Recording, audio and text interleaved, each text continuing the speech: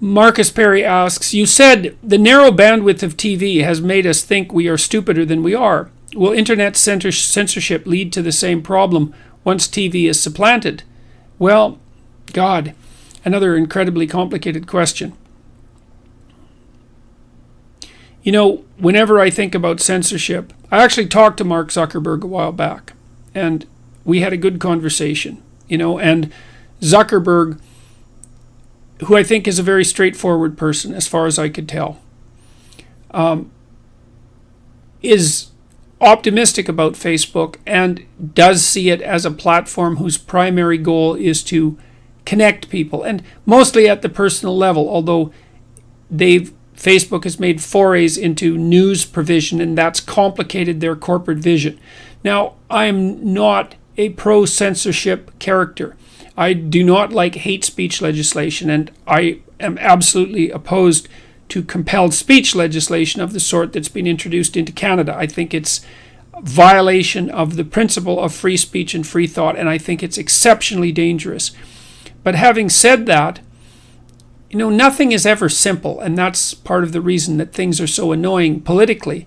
So, one of the things that Apple and Facebook and so forth, the large social media platforms, had to contend with, say, was the attempts by organizations like ISIS to use their platforms for recruitment. Now, let's say that I'm a free speech absolutist, which isn't exactly true, because I realize that there are the constraints that have evolved in some sense naturally in the English common law system on free speech, and that they're necessary. You can't libel someone. You can't outright lie about someone. You can't slander them. You can't counsel them to criminal conduct, etc. There are restrictions on free speech. Well, but I think those restrictions should be minimal. Well, let's say that one of the restrictions you assume should be placed on free speech is that those that you are at war with are not allowed to use your platform to recruit, which doesn't seem to be an unreasonable proposition, and is perhaps even the sort of thing that a conservative or a libertarian, much less a liberal or a left-winger, might get behind. Well, then that means that you've defined already a framework in which, is that censorship? Or maybe I'm not thinking this through clearly, but is that censorship? It's certainly self-protection. Well, then, having established the principle that a certain amount of monitoring of the use of your platform is necessary, where do you stop? And the answer is, it's complicated. I think that what Facebook, etc., did with Alex Jones was a big mistake.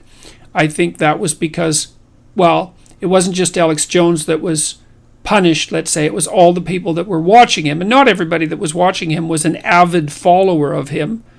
Some people were just watching him to see what the hell he was doing and what he was up to, and that's necessary. But you don't just censor the one person. You censor everybody that's paying attention to him, and then you make him a martyr, and you persecute someone who's paranoid, which all that does is validate his conspiracy theories, his conspiratorial theories, and the conspiratorial theories of his followers.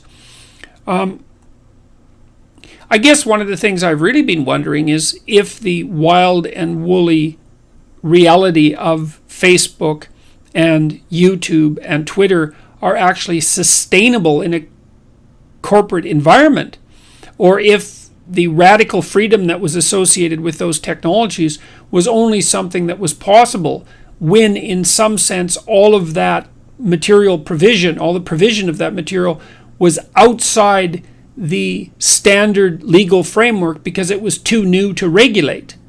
I can't tell. I don't know if corporations can manage something like YouTube or Twitter or Facebook for that matter, because their internal conservatism and I mean that in the temperamental sense, their unwillingness to take risk is what I mean in that particular case, is liable to make it impossible for them to be neutral purveyors of information, some of which is going to be extremely radical. So I have no conclusions to offer there.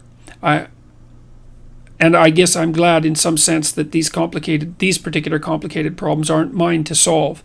I certainly think that the production of automated censors is a very, very bad idea, but I'm also someone who's constitutionally opposed to such things as closed circuit TV monitoring of the general public as well, and cameras that watch people at stoplights, and any automated system that enforces the law or what's hypothetically the law, to me, is to be regarded with deep, deep suspicion. So, okay, that's that.